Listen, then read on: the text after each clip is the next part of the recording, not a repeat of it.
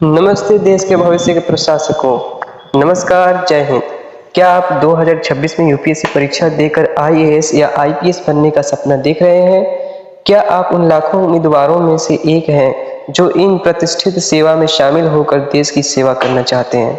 अगर आपका जवाब हाँ है तो आप बिल्कुल सही जगह आए हैं। आज के इस वीडियो में हम यूपीएससी परीक्षा 2026 से जुड़ी हर छोटी बड़ी जानकारी को विस्तार में समझेंगे। यह एक कंप्लीट गाइड है जो आपके हर एक सवाल का जवाब देगी, चाहे आप एक बिगिनर हो या पहले से तैयारी कर रहे हो। तो दोस्तों, आज के इस वीडियो में हम आप सभी को यूपीएससी का फुल एक्सप्लेनेशन करके बताएंगे, और वो भी हिंदी में।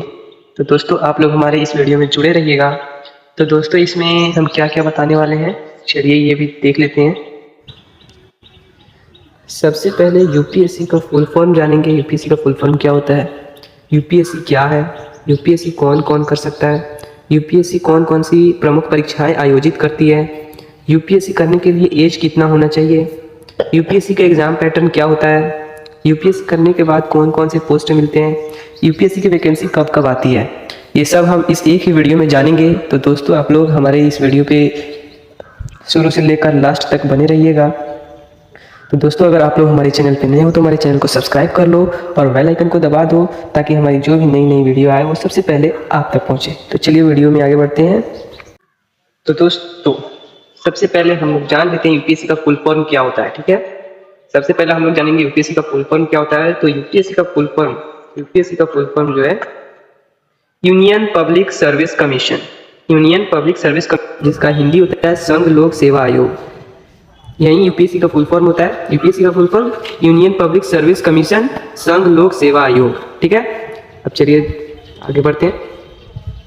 अब दूसरा क्या है, दूसरा इसमें है यूपीएससी क्या है। ठीक है, यूपीएससी क्या है। तो यूपीएससी वो संस्था है जो भारत में बड़े बड़े अधिकारी जैसे आईएएस, आईपीएस, आईएफएस, आईआरएस आदि बनने के लिए परीक्षा कराती है। ठीक है, यूपीएससी वो संस्था है जो भारत में बड़े बड़े अधिकारी जैसे आईएएस, आईपीएस, आईएफएस, आईआरएस आदि बनाने के लिए परीक्षा कराती है। ठीक है, चलिए आगे बढ़ते हैं। अब आगे है तीसरा, यूपीएससी कौन कर सकता है। ठीक है, यूपीएससी कौन कौन कर सकता है, तो मैं बता दूं, यूपीएससी का एग्जाम देने के लिए ग्रेजुएशन पास होना जरूरी है, किसी भी स्ट्रीम से। ठीक है, यहाँ पर याद रखिए, चाहे आप किसी भी स्ट्रीम से ग्रेजुएशन किए हो, लेकिन पास होना जरूरी है। ठीक है, पास होना जरूरी है।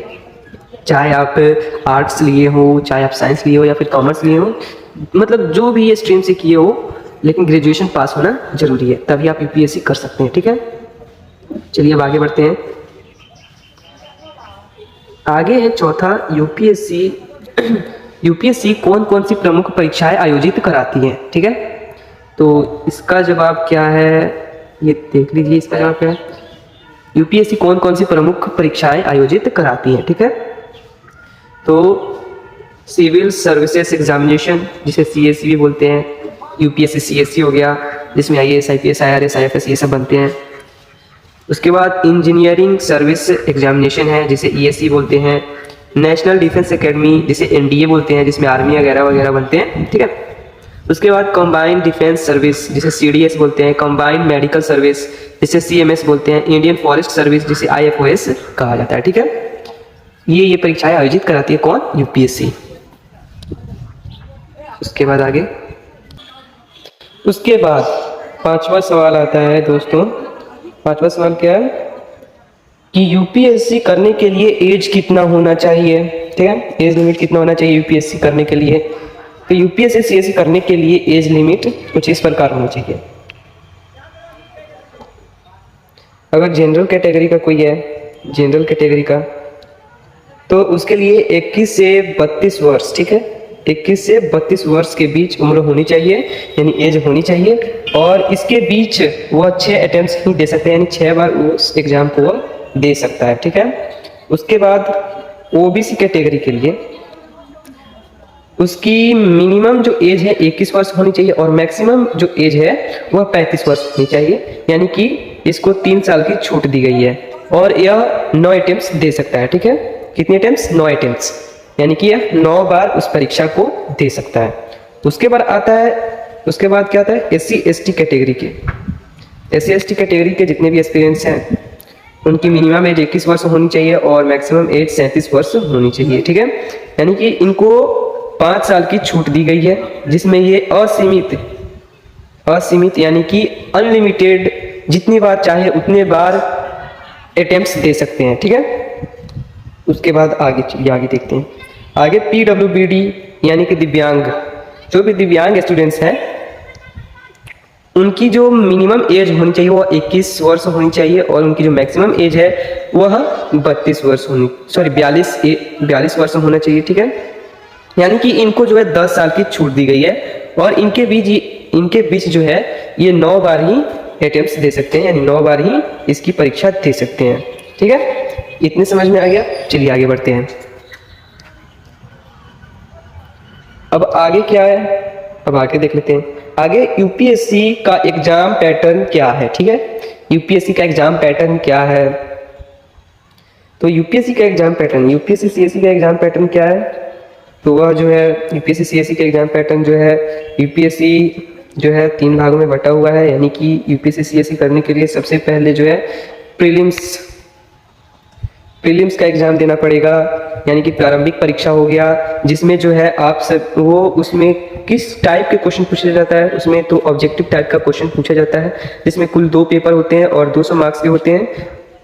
ये क्वालिफाइंग होते हैं, यानी कि इसमें 33% कम से कम मार्क्स चाहिए क्वालिफाई करने के लिए, ठीक है।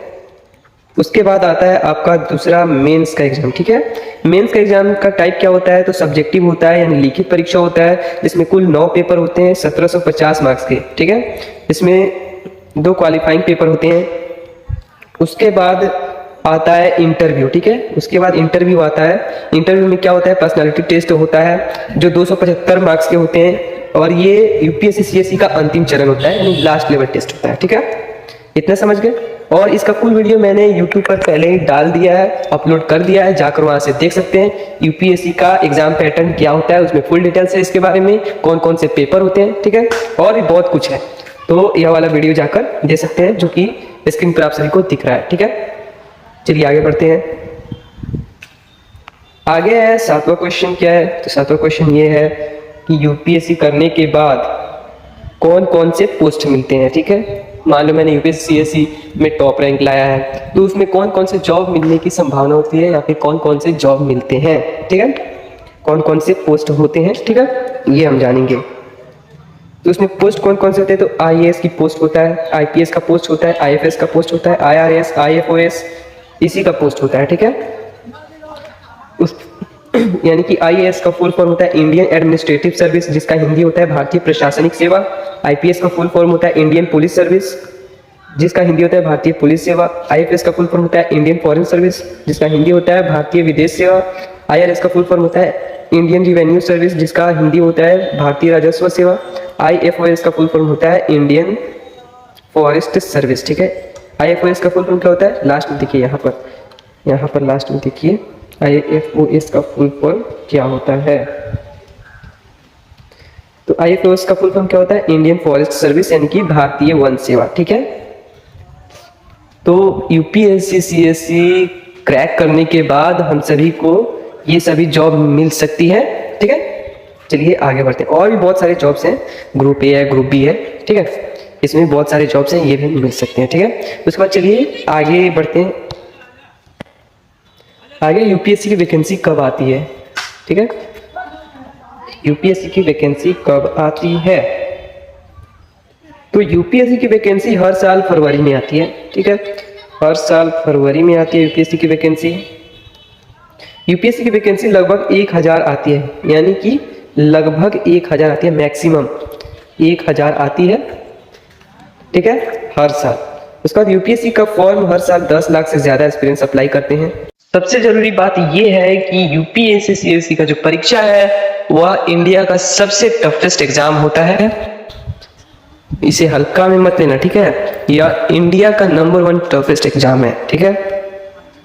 इसके सपने बहुत सारे एस्पिरेंट्स देखते हैं, लेकिन सिलेक्शन सिर्फ 1000 के आसपास के ही एस्पिरेंट्स का हो पाता है।